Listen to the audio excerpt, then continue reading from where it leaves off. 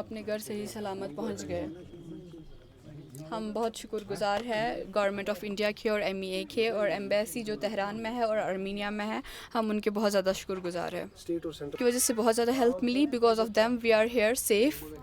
اور state government کی وجہ سے کوئی ہیلپ نہیں ملی. جو ہیلپ ملنی چاہیے تھی وہ بھی نہیں ملی. دیٹ واز لیسٹ ایکسپیکٹڈ کہ وہ ہمارے ساتھ ایسا کریں گے.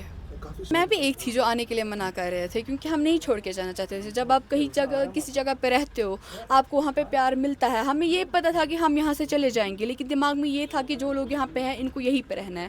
تو ہمارے دماغ میں یہ تھا کہ کیا پتہ کہ ہم ان کی کوئی مدد کر پائے, کیا پتہ کہ ہم ان کی کوئی ہیلپ کر پائے.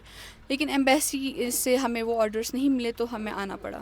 ہمیں ارمیا سے لیا گیا ارمینین بارڈر تک. ارمینین بارڈر سے پھر ہمیں ارمینین کیپٹل یاروون میں لیا گیا اور وہاں پہ ہمارے لیے انتظامات تھے. بہت اچھے انتظامات کیے گئے تھے ہمارے لیے اور ہم ایک رات وہاں پہ رکے. پھر اگلے دن ہمارے لیے جو ایئر کرافٹ آیا انڈیگو کا تھا وہ بھی بہت اچھا تھا. اس میں بھی ہمیں کافی سہولیاتیں ملی.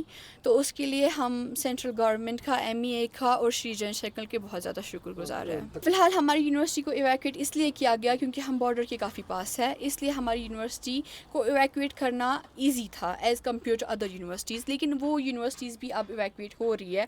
ان کا ایویکویشن بھی پروسیس میں ہے. اسٹوڈنٹس ایسے نہیں ہیں. 9 اسٹوڈنٹس ایسے ہیں جو ابھی پہنچے اور بھی بہت سارے اسٹوڈنٹس ہیں جو اپنے ایکسپینس پہ آ رہے ہیں. اس کے بارے میں جب انہوں نے ہمیں پہلے بولا, جو کمشنر بھیجے گئے تھے انہوں نے بولا کہ بسز ہے. ہم نے کہا چلو کوئی بات نہیں, آپ نے اتنا سفر کر ہی لیا ہے, بسز میں چلے جائیں گے, مسئلہ نہیں ہے, شام تک گھر پہنچ جائیں گے. لیکن جب ہم نے ان بسز کی حالت دیکھی ہم شاک ہو گئے. ہمیں وہ ایکسپیکٹڈ نہیں تھا. ان بسز میں لائک 1-2 کلومیٹر بھی ٹریول کرنا مشکل ہے. پھر دہلی سے کشمیر کی تو بات ہی نہیں ہے.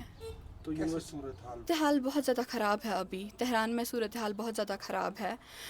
اور بس یہ ہماری بس یہی دعا رہے گی کہ جلد سے جلد سب ٹھیک ہو جائے اور جلد سے جلد ہم لوٹ پائے وہاں. University of Medical Sciences, West Azerbaijan.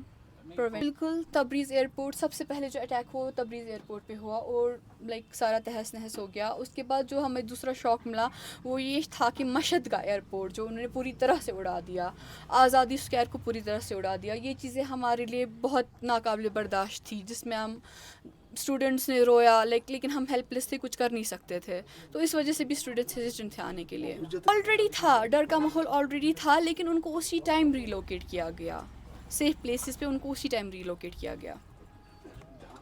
نہیں ہم میں سے کوئی نہیں. آل دو اٹیک ہوا لیکن اس میں سے جو مارے گئے اور جو زخمی ہوئے وہ ایرانی تھے.